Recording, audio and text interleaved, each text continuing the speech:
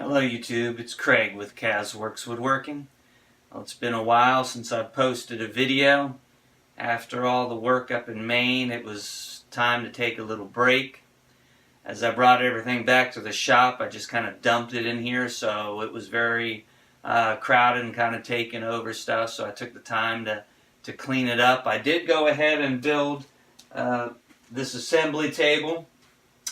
I didn't film it, just basic 2x4 construction similar to what I did with the outfeed table, so I didn't need to do a repeat. I had this countertop that has a nice smooth surface for glue ups and so forth.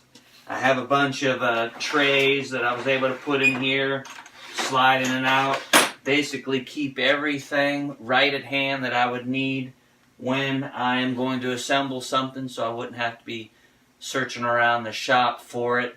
I also took the time, I ended up having a few extra cabinets and storage, so I took the time, instead of having a mobile miter station with my miter saw, my chop saw, I decided to build a dedicated space, and I have a lot of storage in these cabinets. Let me give you a better view, but it's been very handy.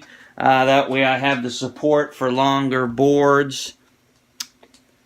I've got the cabinets on both sides. It works very well. I still left the miter saw on wheels, so if I needed to pull it out, I could. But other than that, that's all that's been happening in the shop. I just wanted to give you this quick update. I am going to get ready to continue on the live edge table. I've kind of changed my plans a little bit and how I'm going to approach it. And you'll get to see all of that when I post that video. Thanks and have a great day.